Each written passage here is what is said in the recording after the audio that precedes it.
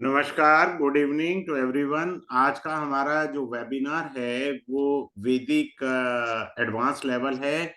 और ये जो एडवांस लेवल है ये बेसिकली पार्ट 2 है। पार्ट 1 पहले हो चुका है हमारा, ठीक है। और इसके अंदर जो ऐसी ऐसी टेक्निक शेयर की जाएंगी जिसमें आप सदैव कंफ्यूज रहते हैं और आपको परेशानी रहती है। क्लियर है? अब हम आगे चलते हैं और इसको समझाने का प्रयास करते हैं। एक सेकंड रुकिएगा। हाँ, ये मालूम सर वेट कर रहे हैं। हाँ, अब इसके अंदर क्या होता है, ये जो मेन है इसके अंदर मेन ये है कि हमको केवल नमांशा कुंडली फोकस करनी है, ओनली नमांशा। D9 चार्ट को हम ये क्लास 10 क्लासेस में D9 चार्ट एडवांस लेवल में आपको पढ़ाया जाएगा। अभी आप देखिएगा छोटी छोटी गलती कहाँ होती है। मैं सीधा स्टार्ट कर रहा हूँ क्लास। आपका अपना अपना चार्ट है तो खोल के बैठ सकते हैं, कोई ऐसी दिक्कत नहीं है। अगर आपका अपना चार्ट है आप उसे खोलिए, टेक्निक को लगाइए, हाथ के हाथ उसको वेरीफाई करिए। बिफोर स्टार्टिंग दिस क्लास मैं पहले एक चीज शेयर करना चाहूंगा। वो ये है, ये क्लास स्टार्ट होगी कल यानी 12 फरवरी 2024 को शाम 8 से 9 बजे के बीच में इसका टाइम रहेगा। ठीक है, डेली क्लास रहेगा, मंडे टू फ्राइडे। और ये 10 क्लासेस का कोर्स है, नमांशा कुंडली ओनली। D9 चार्ट जो टॉपिक मैं बता रहा हूं वही टॉपिक क्लास में पढ़ाए जाएंगे, जो टॉपिक मैं यहाँ डिस्क्लोज करूंगा। इसमें एक सबसे बड़ा सीक्रेट आपको नक्षत्र और नमांशा का क्लास में पढ़ाऊंगा कि हमारी जिंदगी में धक्के हैं कहाँ, हम क्यों इतना परेशान है। मात्र वो चीज देख लो, डेट्स ऑल, फिर कुछ नहीं बचा कुंडली में देखने को। 10 क्लासेस का रहेगा। क्लास का रिकॉर्डिंग लाइफ टाइम मिलेगा आपको। जितनी बार नहीं समझ में आया 10 बार ही वीडियो देखो, अब आपके पास है video. Class recording life time के लिए आपके पास। जिनको ई सर्टिफिकेट चाहिए उनको ई सर्टिफिकेट मिल जाएगा। दूसरा क्या है कि जो है इसका फी मैंने नॉमिनल रखा है 3511 is the only fee. 10 classes का कोर्स है, मार्वलस टेक्निक्स आपको मिलेंगे। अब मैं आपको यहाँ स्टार्ट करता हूं और अब आप सीखिए। D1 और D9 ये हमारा लगन होता है, इसको D9 में लग्रांश बोलते हैं। अभी जरा समझना, जरा इसको आराम से, कोई जल्दबाजी नहीं है। इसको बोलते हैं लग्नांश। एक सेकंड रुकिएगा, मैं थोड़ा म्यूट करना भूल गया हूं क्योंकि गड़बड़ हो जाता है। हाँ,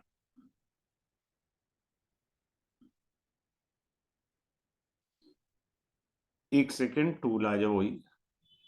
हाँ, आ गया tool. This is D1 D9। अब पहले इसको आप समझिए आराम से।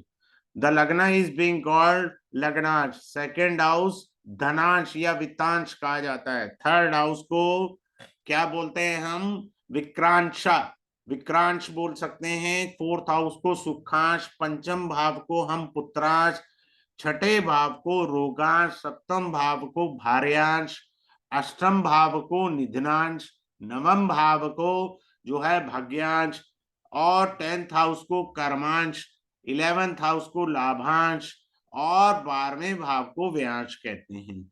अब देखिए, मान लीजिए कन्या लगन है किसी का। अब ध्यान से सीखना।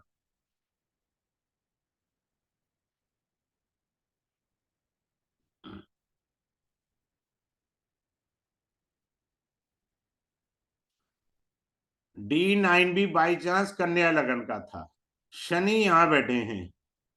क्लियर है? तो हम क्या कहेंगे, बड़े ध्यान से सुनिए। हम क्या कहेंगे? शनि वित्तांश में बैठा है, धनांश में बैठा हुआ है, यही बताया था ना अभी। धनांश में बैठा है, पहला पॉइंट। दूसरा पॉइंट, शनि D1 में जहां से बैठा है वह कहां गया?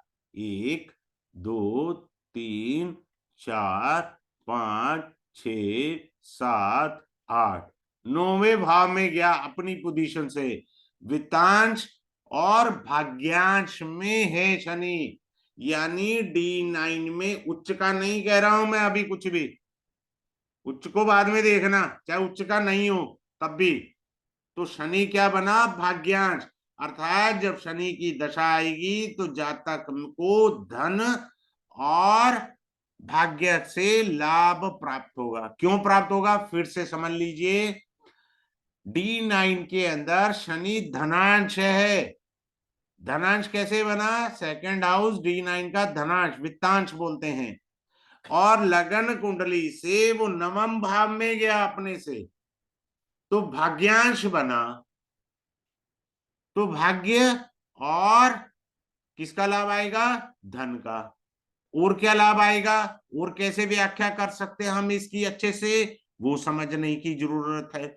अब देखिए कि शनि D1 में किस भाव का स्वामी है, यहां पर त्रिकोण भाव का स्वामी है, पंचम भाव का,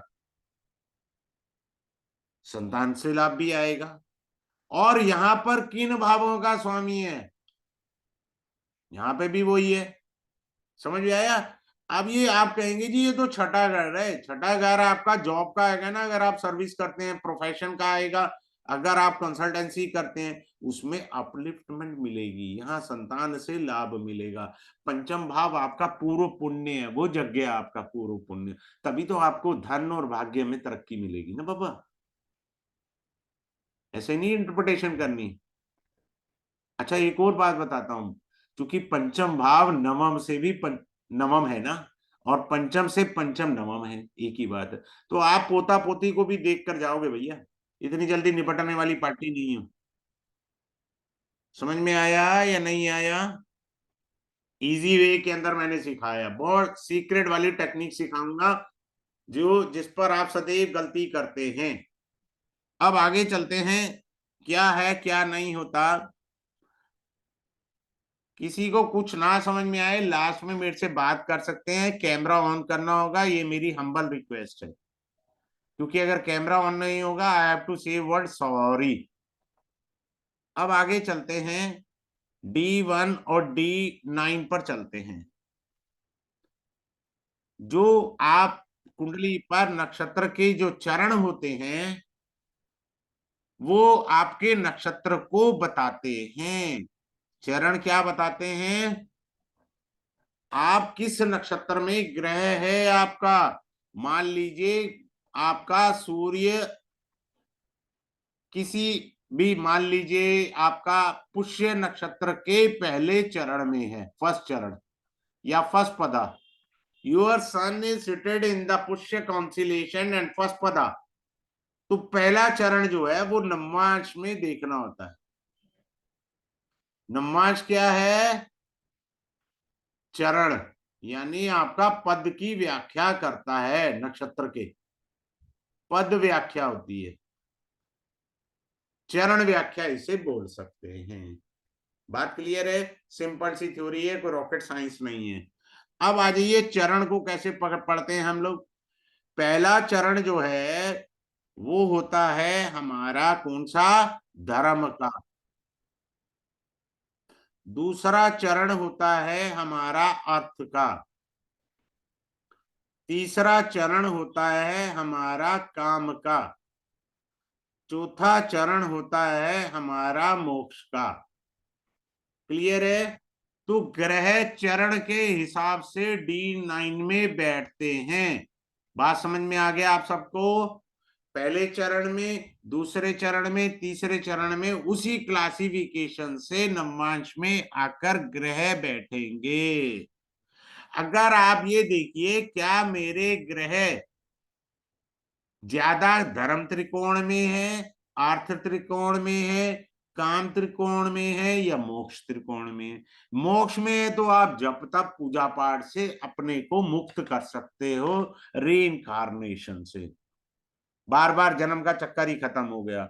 अगर आपके ज्यादा ग्रह काम त्रिकोण में है तो you are having too much desires in this birth, आपके पास जरूरत से ज्यादा इच्छाएं हैं जिसकी पूर्ति हेतु आपने जन्म लिया है। सीधी बात। अगर आपके ज्यादा ग्रह, मैं बात कर रहा हूं टॉकिंग अबाउट द D9, अगर ये जो ग्रह ज्यादा D9 में अर्थ त्रिकोण में चले गए तो इस जन्म में आपको धन की प्राप्ति आराम से हो जाएगी, क्योंकि आपके ज्यादा ग्रह धर्म की तरफ बैठे, ओ सॉरी, अर्थ की तरफ बैठे हैं। D9 में देखना है कि मेरे ज्यादा ग्रह कहाँ बैठे हैं, किस ट्राइन में बैठे हैं। फिर आता है धर्म त्रिकोण, अगर आपके ज्यादा ग्रह धर्म त्रिकोण में बैठे हैं तो आपका रुझान धर्म की तरफ ज्यादा होगा बजाय पैसा काम की तरफ होने के। तो इस प्रकार से क्लासिफिकेशन होगा। इसके अंदर एक बहुत तगड़ी वाली मैं एक सीक्रेट टेक्निक रिवील करूंगा नक्षत्र चरण और नवांशा की। जैसे मैंने एडवांस वेदी लेवल पार्ट 1 में वो बताया था, बहुत सारी चीजें बताई थी, सारी इंपॉर्टेंट थी, पर सबसे इंपॉर्टेंट चीज ये बताई थी कि शनि की दृष्टि हमको क्या देती है और बृहस्पति की दृष्टि हमको क्या देती है, पूर्व जन्म का क्या देती है, वर्तमान का क्या देती है। No one interested to reveal such kind of a technique in such 2-3 thousand rupees course.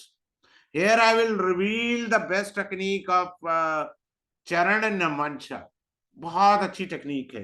आगे चलते हैं, अगले पॉइंट पर आते हैं, D1 और D9 पर चलते हैं। सॉरी, D1 लिख दिया, दैट्स माय मिस्टेक। आता है विश्व नमंशा। विश्व नमंश होता है हमारा, इसके 3 भाग होते हैं विष्णु वंश के। पहला भाग होता है सर्प विष्णु वंशा, दूसरा भाग होता है गिरिधा विष्णु वंशा, गिरिधा, तीसरा होता है राक्षस विष्णु वंशा।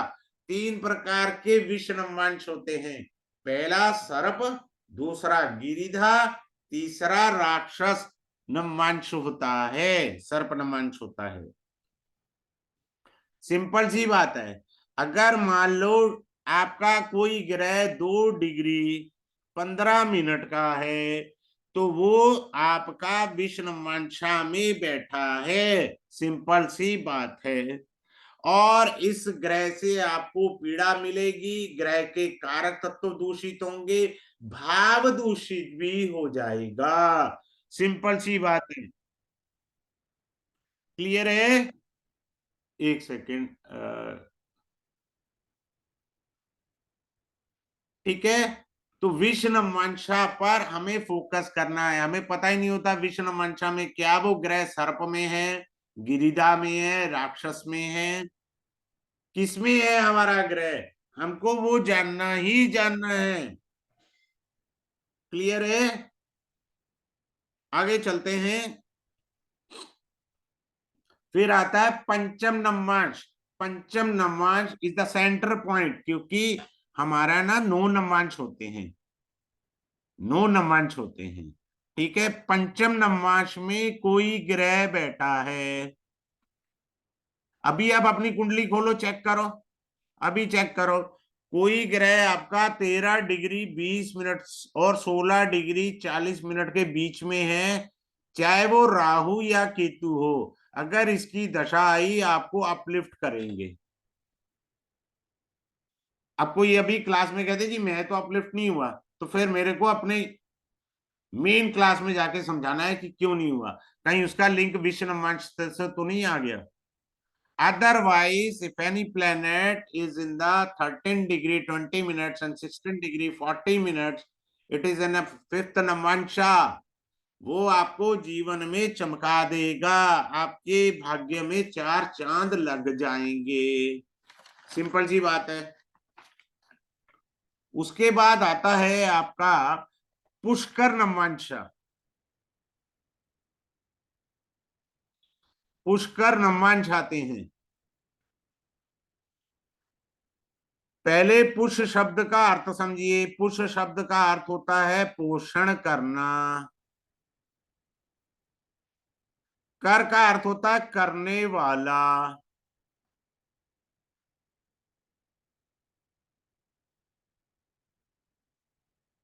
पुष्कर नमाज इन्हीं ग्रहों के होते हैं, शुक्र, बृहस्पति, चंद्रमा और बुध, ये सारे के सारे पुष्कर नवांश के मालिक हैं। इसमें कोई ग्रह आ गया तो आपको अपलिफ्ट कर देगा। पुष्कर नवांश में अगर कोई ग्रह आ गया, बात क्लियर है? सिंपल सी चीज है।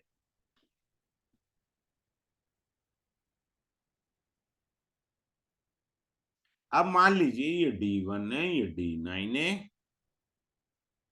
मान लीजिए कोई ग्रह धनु राशि में 22 डिग्री 15 मिनट का है, कोई भी प्लेनेट है, ये 9th हाउस है, I have 9th house, 22 degree 15 minute का है, तो ये तुला नवांश में जाएगा प्लेनेट, ये वाला प्लेनेट तुला नवांश में जाएगा। इसका स्वामी बना शुक्र, जो कि ये ग्रह पुष्कर नवांश में आ गया।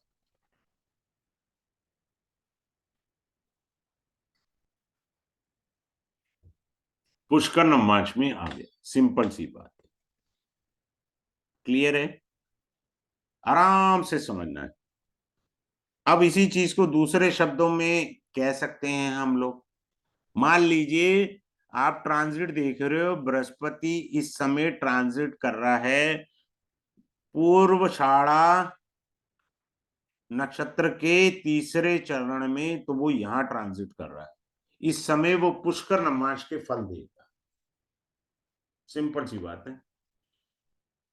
क्लास में तो मुझे उंगली पकड़ के पढ़ाना है, यहाँ थोड़ा एब्रीवेटेड वे में चल रहा हूँ। Those who are very intelligent and intellectual personality, they are getting all these things very easily. Clear है? सिंपल सी बात है। ऐसी एक और एग्जांपल दे के बताते हैं। मान लीजिए आपका गोचर में सूर्य उत्तरा फागुनी में गोचर कर रहा है और वो चौथे चरण में है, चरण है नक्षत्र का चौथा चरण, तो ये पुष्कर नवांश में गोचर कर रहा है, आपको अपलिफ्ट कर देगा, आपको सब दे देगा। ठीक है?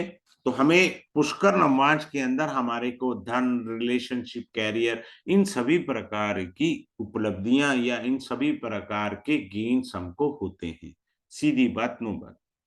ठीक है? अब मैं एक और अच्छी चीज सिखाता हूं। ये D1 है, ये D9 है।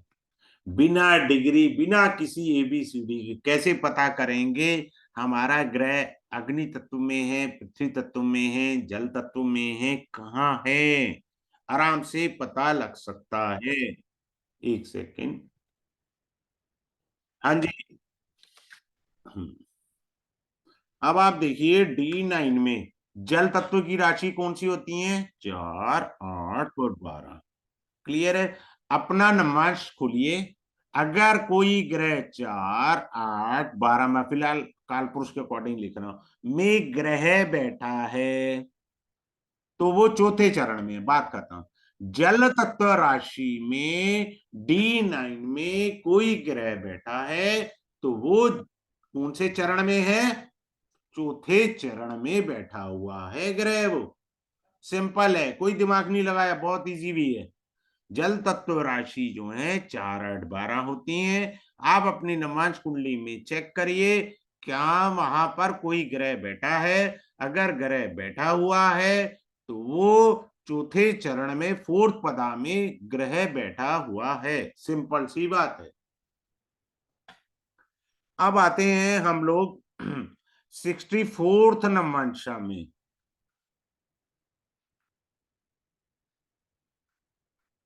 अब होता क्या है कि हमको ये पता है कि 64 नवमांश में गोचर में ग्रह अशुभ फल देते हैं। भैया राउंड द क्लॉक, मान लो शनि आ जाए तो 2.5 साल तक थोड़ी आपका बैंड बजाएगा वो, ऐसे थोड़ी होता है। तो how is to be defined? That will be defined on the basis of degree. अब सबको पता है कि 64वें नवमांश में जब भी कोई ग्रह गोचर करेगा, वो आपको हेल्थ इश्यू तो उसका सबसे पहला धर्म है, देना ही देना है। बात क्लियर है? और जो राशि स्वामी बना नवांशा कुंडली में, 64 नवांशा में जो भी राशि स्वामी बना, कहीं गोचर में वो खुद उसी राशि में आ जाए, वो भी पीड़ा देगा, पर वो कब देगा, वो डिग्री बताएगी। बिना डिग्री के ग्रह फल नहीं देते, हर समय थोड़ी कोई फल देता रहेगा भैया। ऐसा है ना, सीधी सी बात है, आम तो गर्मियों में ही आएंगे। अभी आप सर्दियों में जितना खाद पानी डालना है डाल लो, नहीं उगेंगे आम। तो ठीक वही नियम डिग्री पे लगेगा। जब तक ग्रह पर्टिकुलर डिग्री पर नहीं आएगा तब तक आपको कोई फल नहीं देना उसने, अशुभत्व का या शुभत्व का फल देगा। बात क्लियर है? अब मान लीजिए ये ग्रह बन गया, बुध बन गया, मान करके चले। अब इसके बाद हमें पढ़ाना है 22वां दृष्टिकोण। मान लीजिए उसका स्वामी भी बुध निकल आया, भाई साहब बैंड बज जाएगा जिस दिन बुध की दशा आ गई। रेमेडी इतनी आसानी से नहीं लगने की, भागते फिर रहे हो बंगाली बाबा के साथ, फलानी रेमेडी करो ढिमकानी। क्योंकि 64वें नमांश का लॉर्ड, 22वें दृष्टिकोण का लॉर्ड एक ही ग्रह निकल आया। सो वेरी प्रॉब्लमेटिक दशा भाई, अनबियरेबल अनटॉलरेबल दशा। हम खाम खा के उपाय किए जा रहे हैं, इतना आसान नहीं है। तो हमको इस चीज को समझना है। अगर आपका मान लो ये नहीं है, अब आ जाओ दूसरे पॉइंट पर। 22वां दृष्टिकोण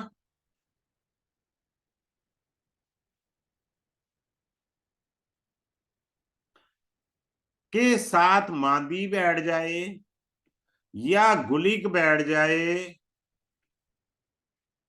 वेरी पेनफुल दशा ऑफ डेड प्लेनेट, उस ग्रह की दशा बहुत पीड़ादायक होगी। क्योंकि 22वें दृष्टिकोण का स्वामी ग्रह किसके साथ बैठ गया, चाहे वो जुपिटर हो भाई साहब, अपने को क्या लेना देना। वो मांदी या गुलिक के साथ बैठा है और 22वें दृष्टिकोण का स्वामी है। आप खाम खाम में हिसाब लगा रहे हो जुपिटर बहुत अच्छा है, बहुत बढ़िया फल देगा, फलाना देगा ढिमकाना देगा, कुछ ना देने का सिवाय प्रॉब्लम क्रिएट करने की। चाहे आपके 22वें दृष्टिकोण का नहीं है, आप अपनी कुंडली में चेक कर लो कौन सा ग्रह मांदी के साथ या गुली के साथ बैठा है। जब भी उसकी अंतरदशा प्रत्यंतर दशा आएगी आप देख लो कितना बढ़िया रिजल्ट दे रहा है। वो तभी देगा बढ़िया रिजल्ट। यहाँ तो 22वां दृष्टिकोण बताया, 64वां। अगर वो 22वां दृष्टिकोण या 64वां नहीं है, पर वो सिर्फ एक ही केस में थोड़ा सा पावर उसके पास आ जाती है जब वो योग कारक हो, लेकिन तब भी वो संघर्ष के बाद प्राप्ति कराएगा क्योंकि वो गुलिक और मांदी के साथ बैठा हुआ है। ये हमको समझना है अच्छे से। अब आगे चलते हैं। अब आता है सर्पदृष्ट कोण।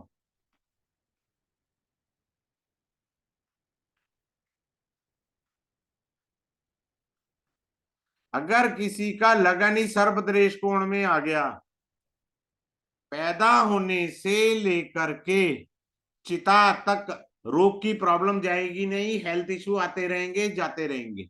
सिंपल बात है, बिकॉज यूर लग्न इज इन द सर्पदृष्ट कोण। उसका तो बैंड बज गया, उसका तो धरती पे जन्म ही बहुत भारी है, बहुत बुरे कर्म करके जातक आया है पूर्व जन्म में। मैंने कहा लगना सर्पदृष्ट कोण में आया और बाई चांस लगना लॉर्ड भी सर्पदृष्ट कोण में है, लगना लॉर्ड भी सर्पदृष्ट कोण में है। ऐसे पता लगता है कि आप पूर्व जन्म में बहुत बुरे कर्म करके आए हुए हैं। मैं यही चीजें सबसे पहले जब मैं कंसल्टेंसी में कुंडली आती है ना मैं देखता हूं, भैया अगर ऐसे लोचे हैं ना तो मेरी तो राम राम है। मैं इसमें कहाँ हेल्प कर सकता हूँ आपको। आपने पूर्व जन्म में बहुत अशुभ कर्म करे थे जिसका फल आपको इस जन्म में भुगतना पड़ रहा है, तो हैवी ड्यूटी की रेमेडी करनी पड़ेगी। क्षमादान तो सदाशिव ही दे सकते हैं, मृत्युंजय देवी दे सकते हैं।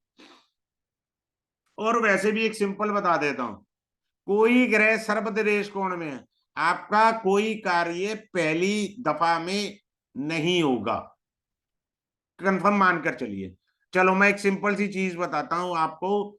आप चेक करो, वक्री ग्रह किसी का कोई भी हो, क्लियर है, कोई भी वक्री ग्रह है और उसकी दशा आ जाए, खास तौर से शनि है कर्म कारक, राहु है ये भी कार्मिक प्लेनेट है, और केतु है वो भी कार्मिक प्लेनेट है। तो जब भी इनकी दशाएं आती हैं या वक्री ग्रह की दशाएं आती हैं तो पहले प्रयास में आपको सफलता नहीं मिलती, दूसरे प्रयास में सफलता मिलती है। मिनिमम सेकंड अटेम्प्ट चाहिए। अगर उसको पाप प्रभाव भी ज्यादा आ गया वक्री ग्रह पर, तब फिर तीसरे अटेम्प्ट में जाके सफलता मिलेगी, दो में नहीं मिलेगी अब उसे, क्योंकि that retrograde planet is under the aspect of malefic planet. That's why he has to put a third effort to get a success. Simple. Otherwise retro minimum दो एफर्ट्स देता ही देता है। आगे चलते हैं और समझने का प्रयास करते हैं हम लोग। आ जाओ भाई, हाँ आ गया टूल, हाँ ठीक, अरे हट गया, हाँ आ गया टूल। अब आगे चलते हैं, वर्गोत्तम नवमांश होता है।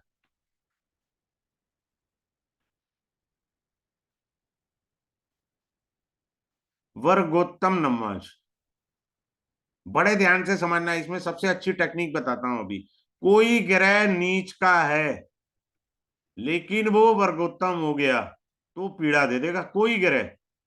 मान लीजिए मंगल 4 नंबर राशि में बैठा है, यहां पर भी 4 नंबर राशि में मंगल बैठा है, तो क्या है, मंगल दोनों जगह नीच का हो गया, वर्गोत्तम हो गया, तो पीड़ा तो बहुत ज्यादा देगा।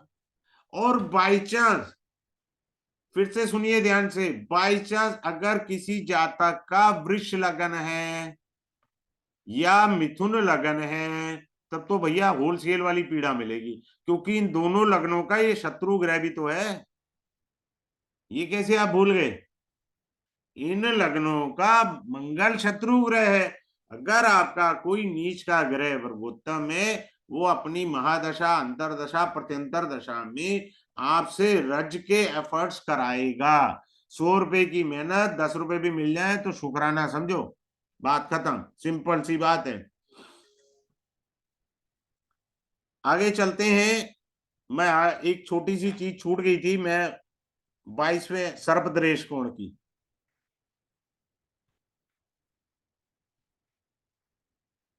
अगर किसी का 5th लॉर्ड और 9th लॉर्ड सर्पदरेश कोण में चला गया, ऐसे आदमी जितने मर्जी जादू टोने टोटके करा ले, जितने मर्जी बंगाली बाबा से मिल ले, जितनी बेहतरीन से बेहतरीन रेमेडी है वो कर ले, होना होना कुछ नहीं है। क्योंकि 5th ये उसके त्रिकोण भाव है। अगर ये दोनों स्वामी गलती से भी सर्पदरेश कोण में चले गए, सिर्फ आपका नाम आधार कार्ड के लिए आया है, क्योंकि आपने पूर्व जन्म में इतने ज्यादा कर्म गलत करे थे जिसकी सजाए के लिए ही आपको जन्म हुआ, उसकी पनिशमेंट के लिए आपका जन्म हुआ है, और किसी काम के लिए नहीं हुआ। 5th और 9th लॉर्ड अगर ये दोनों सर्पदरेश कोण में चले गए, what ever you do the efforts that will gives you zero result. आगे चलते हैं। अब आता है नमाश डिस्पोजिटर। नमाश डिस्पोजिटर, ये बहुत बड़ा रोल है। वैसे भी कुंडली बिना डिस्पोजिटर के नहीं पढ़नी चाहिए, पढ़ना ही गलत होता है कुंडली। अब यहां पे हम लेकर के चले तुला लगन है, 4th हाउस का लॉर्ड बना शनि महाराज, क्लियर है। यहां आ गया, यहां मेष लगन बना, शनि यहां बैठे हैं, क्लियर है। और बृहस्पति यहां बैठे हैं, क्लियर है, सिंपल सी बात है। 4th हाउस का लॉर्ड शनि है, जो नववांश कुंडली में त्रिकोण में बैठा है, ठीक है, धनु राशि में। Who is the dispositor of it? Jupiter is the dispositor of Saturn, which is sitting in the trine of the lagna, तुला लगन के ट्राइन में बृहस्पति बैठा है। शनि फोर्थ का लॉर्ड है, तो जातक की माता दीर्घायु तक जिएंगी। फोर्थ हाउस के सुख उसको इस जन्म में बहुत अच्छे मिलेंगे। बड़े ध्यान से समझिएगा आप। डिस्पोजिटर कैसे पढ़ना है, कई प्रकार के डिस्पोजिटर है, मैं पढ़ाऊंगा, यहां तो एक झलक दे रहा हूं क्लास के अंदर।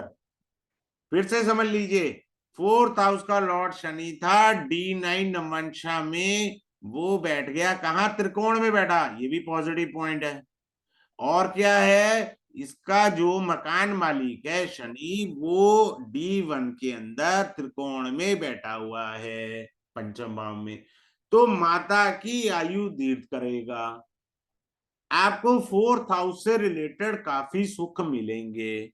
ऐसे डिस्पोजिटर पढ़ेंगे, और भी कई एंगल है, I have to reveal in the class itself, तो वो भी हम करेंगे और समझेंगे। अब एक और देखते हैं, समझाने का प्रयास करता हूं। अब D1 का सेवंथ लॉर्ड बना चंद्रमा।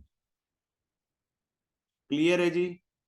अब ये D9 में चंद्रमा कन्या में बैठा हुआ है, कहीं रख लेते हैं कन्या फॉर द टाइम में, कहीं रख लेते हैं, कन्या में चंद्रमा बैठा हुआ है। Who is the dispositor of it, is the Budh. बात क्लियर हो गया। मान लीजिए यहां पर राहु बैठा है, यहां पर बुध बैठा है, यहां पर मंगल बैठा है। सेवंथ हाउस का लॉर्ड कन्या राशि में बैठा है, and the dispositor of moon is being called Mercury. Mercury is sitting seventh house under the पापकत्री yoga. पापकत्री में दो चीजें आई, पहला भाव आया, दूसरा लॉर्ड आया, डिस्पोजिटर उसका, किसका, चंद्रमा का, दोनों आया डिस्पोजिटर। आदमी की मैरिड लाइफ कंडम, खत्म। ऐसे डिस्पोजिटर देखेंगे।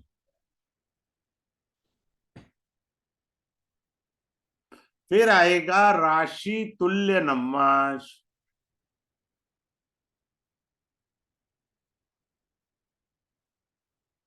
दूसरा आएगा नम्माश तुल्य राशि।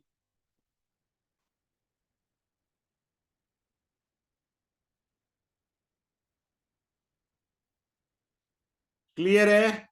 अब हमें देखना क्या होता है कि D1 में बैठे ग्रह, जो D1 में मान लीजिए मंगल यहां बैठा है, बृहस्पति यहां बैठा है, बुध यहां बैठा है, जितने भी ग्रह हैं वो D9 में कैसे बैठे हैं, किस प्रकार से, अच्छी स्थिति में, खराब स्थिति में, या शुभ स्थिति में, कैसे बैठे हैं, वर्गोत्तम तो नहीं होगे, नीच के तो नहीं होगे, उच्च के तो नहीं होगे। ठीक उसी प्रकार नम्बाश तुल्य राशि, नम्बाश में शनि, सूर्य, जो भी ग्रह हैं वो D1 में कैसे बैठे हैं, अच्छी स्थिति में या खराब स्थिति में बैठे, इन दोनों का तुलनात्मक अध्ययन आपने करना।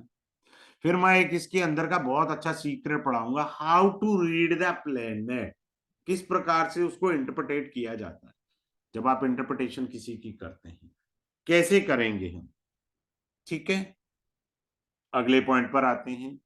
D9 के अंदर तीन प्रकार के होते हैं, एक होता है चर नवांश को बोलते हैं, यानी 1 4 7 10, इसको बोलते हैं देव नवांश।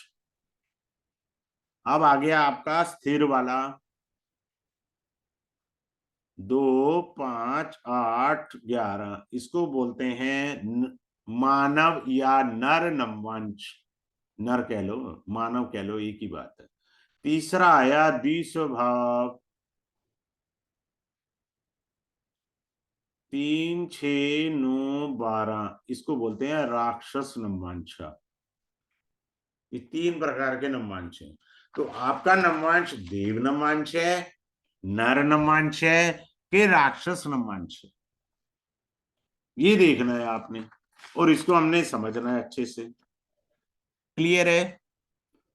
सबसे अच्छी चीज है transit of Jupiter and Saturn, ये बहुत इंपॉर्टेंट है। मैं जब भी कंसल्टेंसी करता हूँ सबसे पहले ये दो ग्रह ट्रांजिट में देखता हूँ नमंच में, इनको लगा लेता हूँ सबसे पहले। बैंड तो नहीं बजा रहे। अगर मान लीजिए आपका चंद्रमा कहीं पे भी बैठा है नमंच कुंडली में, भाई साहब इसके ऊपर से जब भी शनि गुजरेगा ना, बहुत उथल पुथल करेगा। यहां पर आप देख रहे हो D1 में मेरा शनि तो बहुत अच्छा जा रहा है जी, बहुत अच्छा राजयोग है। अगर गलती से नमाज कुंडली में चंद्रमा के ऊपर से शनि गया तो गड़बड़ कर देगा।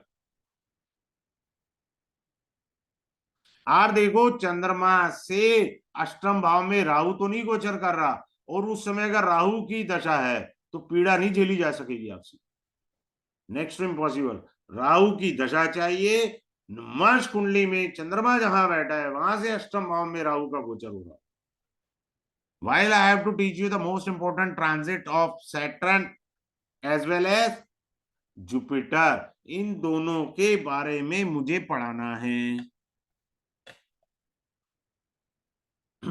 अब एक और आता है point D1 D9, ascendant ascendant 10th house. इसका अगर आपको एलसीएम निकालना अगर आ गया तो आप जीवन में सदैव एक्सपर्ट हैं एस्ट्रोलॉजी के।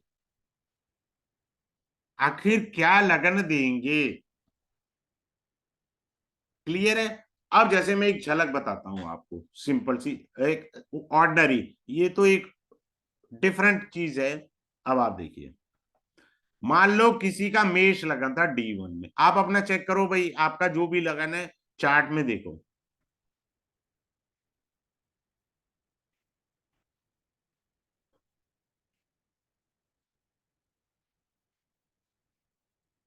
अगर ये लगन आ गया ना, वैसे ही बैंड बजना है, क्योंकि ये त्रिक भाव है, छठा, आठवां और 12वां। त्रिक भाव आपका लगन बन गया,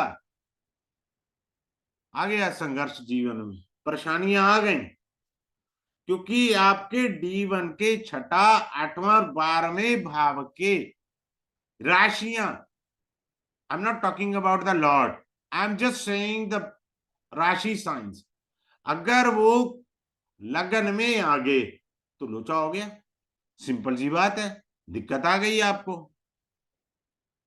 तो इस तरीके से हमको समझना है। अब मैं फिर से मेन पॉइंट पर आ रहा हूं। ये क्लास कल स्टार्ट होगी 12 फरवरी 2024, मंडे टू सैटरडे होगा, ओ सॉरी फ्राइडे होगा। 10 क्लासेस हैं ये, 2 हफ्ते का कोर्स है, 2 वीक, 2 सप्ताह, हिंदी में लिख देता हूं, 2 सप्ताह का कोर्स है ये। डेली क्लास होगी मंडे टू फ्राइडे, ठीक है। लाइफ टाइम रिकॉर्डिंग मिलेगी, लाइफ टाइम आपको रिकॉर्डिंग मिल जाएगी, अब बार बार देखो और समझो। प्लस ई सर्टिफिकेट मिल जाएगा दोज हु आर इंटरेस्टेड। फिर आपको मिलेगा क्या, फी आपको मिलेगी only 3511 in a very nominal fee. You will learn best of the best technique, hidden techniques of Namansha only. So I have to teach the Namansha only, the hidden techniques of Namansha. If anyone who is having a query, अपना camera जो है on करके मेरे से पूछ सकते हैं। किसी की कोई क्वेरी हो तो अपना कैमरा ऑन करके मेरे से पूछ सकते हैं। Is there anyone who is having a query? चलिए ठीक है। Have a good day. Thanks a lot for joining this webinar. Have a good day once again to you.